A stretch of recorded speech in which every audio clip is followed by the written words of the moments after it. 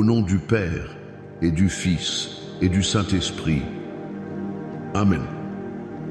Bonjour ma famille prophétique, que la paix et la grâce de notre Seigneur Jésus-Christ soient sur ta vie, sur ta maison, sur tes enfants, en ce moment même.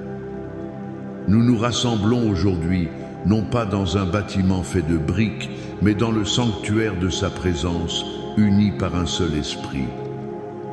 Avant toute chose, je veux que nous élevions un mur de feu protecteur autour de nous. Père céleste, au nom puissant de Jésus, je te demande de nous couvrir maintenant du sang précieux de l'agneau.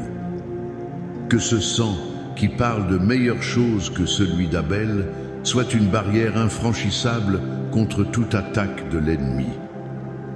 Je couvre chaque personne qui écoute, chaque foyer connecté. Que le sang de Jésus purifie ton atmosphère, qu'il sanctifie ta maison, qu'il protège tes pensées et qu'il garde ton cœur. Nous déclarons que nulle arme forgée contre toi ne prospérera, et toute langue qui s'élèvera en justice contre toi, tu la condamneras. C'est l'héritage des serviteurs de l'Éternel. Saint-Esprit, Esprit de vérité, Esprit de réconfort, nous t'invitons maintenant. Viens et prends le contrôle total de ce moment. Nous ne voulons pas entendre la voix d'un homme, mais nous désirons ardemment entendre ta voix. Parle à nos cœurs, révèle-nous les profondeurs de la parole de Dieu. Et je veux prendre un instant pour prier spécifiquement pour toi qui te connecte aujourd'hui avec un poids sur le cœur, le poids de la maladie. Toi qui ressens cette douleur persistante dans ton corps, toi qui as reçu un diagnostic médical qui ressemble à une sentence de mort, toi qui luttes contre une maladie chronique qui vole ton énergie et ta joie. Écoute la voix de ton Dieu. La parole déclare dans Ésaïe 53, verset 5. Il était blessé pour nos péchés, brisé pour nos iniquités. Le châtiment qui nous donne la paix est tombé sur lui, et c'est par ses meurtrissures que nous sommes guéris. Entends-tu cela? La guérison n'est pas quelque chose que tu dois mendier, c'est un droit que Jésus a acheté pour toi sur la croix du Calvaire. Alors, en ce moment même, par l'autorité qui est dans le nom de Jésus, je prends autorité sur tout esprit d'infirmité, sur tout esprit de maladie, sur tout esprit de douleur qui s'est attaché à ton corps. Et je te commande, esprit impur, de lâcher prise maintenant. Je déclare la puissance de la résurrection de Jésus-Christ qui coule dans chaque cellule de ton corps. Je brise la puissance de ce diagnostic médical au nom de Jésus. Nous proclamons la vie et la vie en abondance. Famille prophétique, je crois que ce message est une parole de saison pour quelqu'un. Si tu crois que Dieu va faire quelque chose de puissant aujourd'hui, écris Amen avec force dans les commentaires. Fais savoir à l'ennemi que tu es prêt à recevoir ta percée. Et je t'encourage, ne garde pas cette parole pour toi. Aime cette vidéo, abonne-toi à notre chaîne pour ne manquer aucune parole prophétique et partage-la maintenant avec au moins 7 personnes dans ta vie. 7 est le chiffre de la perfection divine.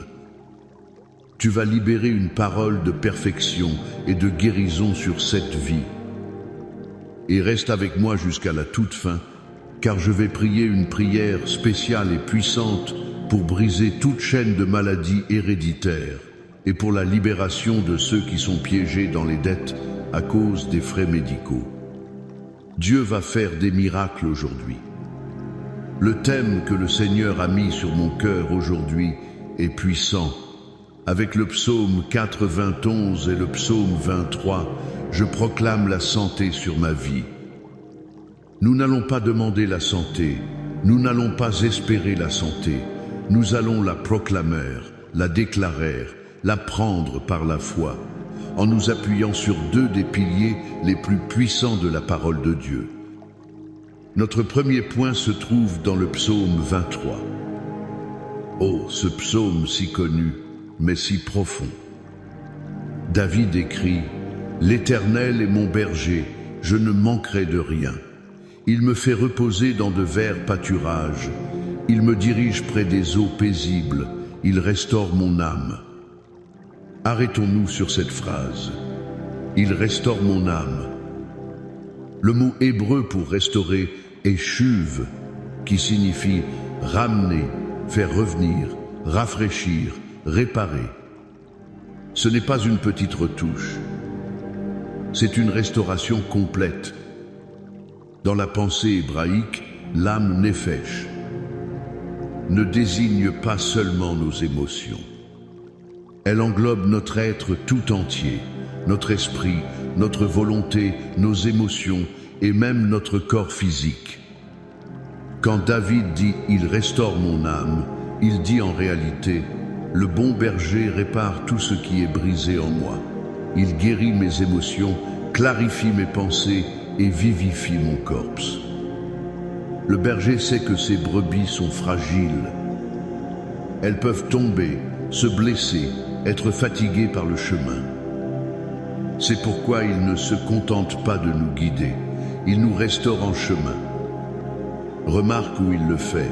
Il me fait reposer dans de verts pâturages. Il me dirige près des eaux paisibles.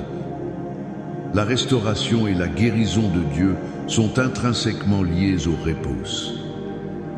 Beaucoup de maladies aujourd'hui sont liées au stress, à l'anxiété, à l'épuisement. Le monde te pousse à courir sans cesse, mais le bon berger t'appelle au repos. Les verts pâturages sont un lieu de nourriture abondante. Les eaux paisibles sont un lieu de tranquillité et de rafraîchissement. Ta guérison commence lorsque tu décides de quitter la vallée du bruit et de l'agitation pour entrer dans le repos de sa présence. C'est là qu'il peut opérer. C'est là qu'il peut réparer les cellules endommagées. C'est là que ton système nerveux peut se calmer. C'est là que ton système immunitaire peut se renforcer. Je me souviens d'un homme dans notre communauté qui souffrait d'une maladie auto-immune terrible. Les médecins lui avaient dit qu'il n'y avait pas de remède, seulement des traitements pour gérer les symptômes. Il était épuisé, découragé. Un jour, le Seigneur lui a simplement dit « Arrête de te battre avec ta force et viens te reposer en moi ». Cet homme a commencé à prendre du temps chaque jour, non pas pour prier frénétiquement pour sa guérison, mais simplement pour s'asseoir dans la présence de Dieu, écouter de la musique d'adoration et méditer sur le psaume 23. Il a commencé à se voir comme une brebis dans les bras du berger. Peu à peu, quelque chose a changé. La paix a remplacé l'anxiété. La joie a remplacé la peur. Et en quelques mois, à la stupéfaction de ses médecins, ses symptômes ont commencé à disparaître. Son corps a commencé à se guérir lui-même, parce que son âme, son être tout entier, était en train d'être restauré près des eaux paisibles. Peut être que le stress de ton travail, les soucis familiaux, les pressions financières ont ouvert une porte à la maladie dans ta vie. Aujourd'hui, le bon berger t'appelle par ton nom. Il te dit « Viens mon enfant, laisse tes fardeaux, je suis ton vert pâturage, je suis tes eaux paisibles, laisse-moi restaurer ton âme. » Ta santé est liée à ta capacité à te reposer en lui. Proclame avec moi « L'Éternel est mon berger, il restaure ma santé. » Notre deuxième point, notre deuxième pilier, est la forteresse imprenable du psaume 91. Si le psaume 23 est la tendre provision du berger, le psaume 91 est la protection féroce du roi tout-puissant. Il commence par une déclaration de position. Celui qui demeure sous l'abri du Très-Haut repose à l'ombre du Tout-Puissant. le mot clé ici est demeure. Il ne s'agit pas de visiter Dieu le dimanche matin. Il s'agit de faire de sa présence ta demeure, ton adresse permanente. Quand tu vis dans sa présence, tu es sous sa juridiction, sous sa protection divine. Et regarde les promesses qui découlent de cette position. Verset 10. Aucun malheur ne t'arrivera, aucun fléau n'approchera de ta tente. C'est une des promesses les plus radicales de toute la Bible. Le mot fléau en hébreu est néga, qui peut signifier peste, épidémie, maladie contagieuse ou toutes sortes d'affections cutanées. La parole de Dieu te donne une promesse d'immunité divine. Ce n'est pas de l'arrogance, c'est de la foi. C'est croire que la protection de Dieu est plus réelle que le virus dans l'air, plus puissante que le diagnostic du médecin. Pense à cela. À l'époque où ce psaume a été écrit, il n'y avait pas d'antibiotiques, pas de vaccin. Une épidémie pouvait anéantir une ville entière. Et au milieu de cette réalité, Dieu donne une parole audacieuse. Si tu demeures en moi, cela ne t'approchera pas. Il ne dit pas que le fléau n'existera pas. Il dit qu'il n'approchera pas de tes attentes. Il y aura une ligne de démarcation, une frontière invisible tracée par le sang de l'agneau autour de toi et de ta maison. Je veux que tu visualises cela. Imagine une forteresse impénétrable sur une haute montagne. À l'extérieur, une armée ennemie fait rage. Ils tirent des flèches enflammées, ils catapultent des pierres, ils crient des menaces. Mais à l'intérieur de la forteresse, tu es en sécurité. Les murs sont trop hauts, les portes sont trop solides. Les flèches de la maladie, les pierres du diagnostic, les cris de la peur ne peuvent pas t'atteindre. Le psaume 91 est ta forteresse. Mais tu dois choisir d'y entrer et d'y demeurer par la foi. Comment faire cela concrètement? Tu dois parler ce psaume. Tu dois le proclamer sur ta vie chaque jour. Quand un symptôme de grippe apparaît, au lieu de dire « Oh, je crois que je tombe malade », tu te lèves et tu déclares « Non, au nom de Jésus, je demeure sous l'abri du Très-Haut. Aucun fléau n'approchera de ma tente. Mon corps est le temple du Saint-Esprit. La maladie n'a pas sa place ici. » Tu utilises la parole de Dieu comme une épée pour repousser l'ennemi. L'ennemi essaie de te faire accepter la maladie comme une fatalité. Mais Dieu t'appelle à la refuser comme une illégalité. Elle n'a pas le droit d'être dans le corps d'un enfant de Dieu racheté par le sang de Jésus. Proclame avec foi, « Je suis sous l'abri du Très-Haut. La maladie ne me touchera pas. » Maintenant, je veux que nous fassions quelque chose de prophétique. Où que tu sois, je veux que tu te lèves si tu le peux, ou que tu te redresses sur ta chaise. Nous allons lire ensemble, à haute voix, la totalité du psaume 91 comme une déclaration de guerre contre la maladie et la peur. Ne le lis pas comme un poème. Lise-le comme un décret royal. Prêt? Allons-y. Celui qui demeure sous l'abri du Très-Haut repose à l'ombre du Tout-Puissant. Je dis à l'Éternel, mon refuge et ma forteresse, mon Dieu en qui je me confie, car c'est lui qui te délivre du filet de l'oiseleur, de la peste et de ses ravages. Il te couvrira de ses plumes et tu trouveras un refuge sous ses ailes. Sa fidélité est un bouclier et une cuirasse. Tu ne craindras ni les terreurs de la nuit, ni la flèche qui vole de jour, ni la peste qui marche dans les ténèbres, ni la contagion qui frappe en plein midi. Que 1000 tombent à ton côté et 10 000 à ta droite, tu ne seras pas atteint. De tes yeux seulement tu regarderas et tu verras la rétribution des méchants, car tu es mon refuge, ô Éternel. Tu fais du Très-Haut ta retraite. Aucun malheur ne t'arrivera, aucun fléau n'approchera de ta tente, car il ordonnera à ses anges de te garder dans toutes tes voies.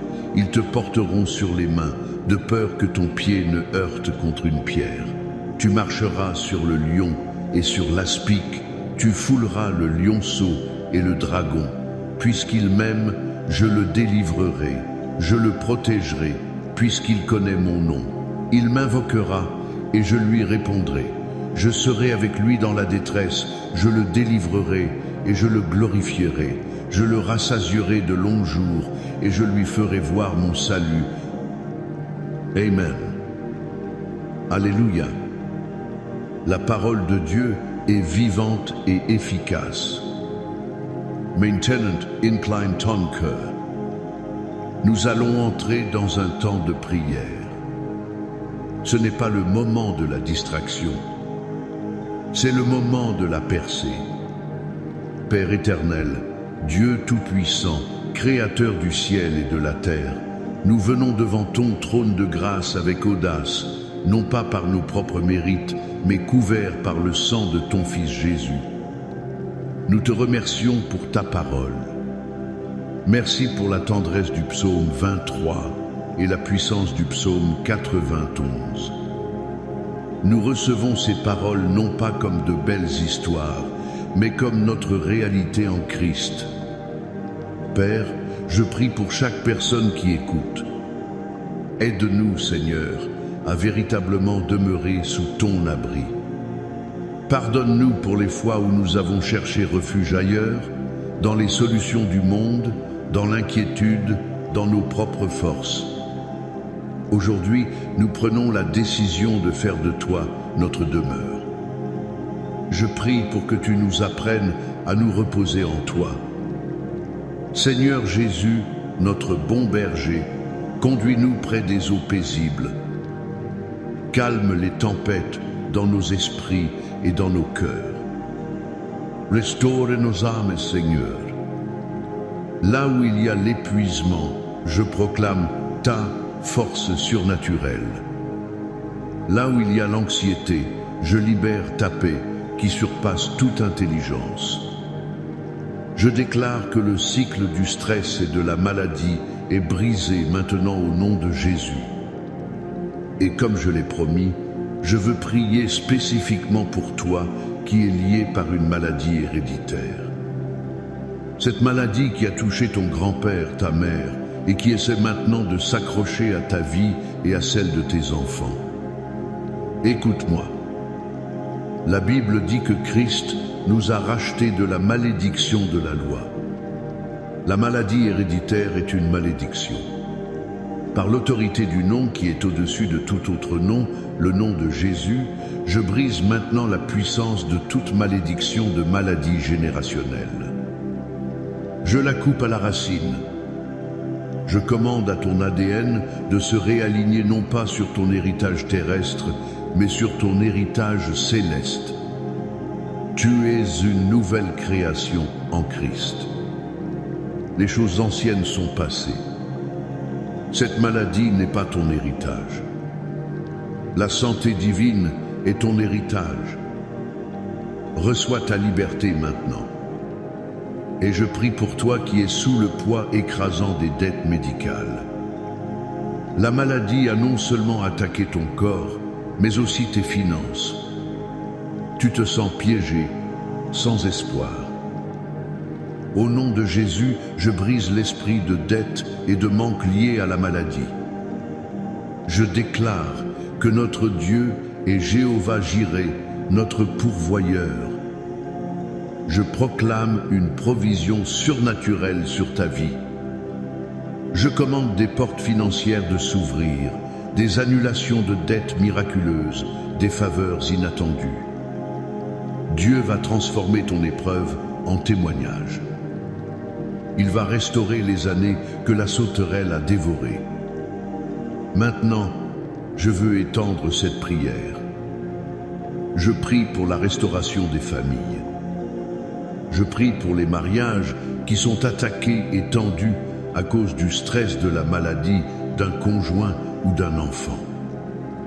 Je libère la guérison, la patience, l'amour et l'unité sur votre couple. Que la paix de Dieu soit l'arbitre dans votre foyer. Je couvre tes enfants. Je déclare le psaume 91 sur eux. Aucun fléau n'approchera de tes enfants. Ils sont gardés par les anges du Dieu très haut. Ils marcheront en santé divine tous les jours de leur vie. Je prie pour une percée dans chaque domaine. Là où il y a une douleur dans le dos, dans les genoux, dans la tête, je commande à la douleur de partir. Là où il y a un dysfonctionnement dans un organe, je commande à cet organe de fonctionner parfaitement comme Dieu l'a créé.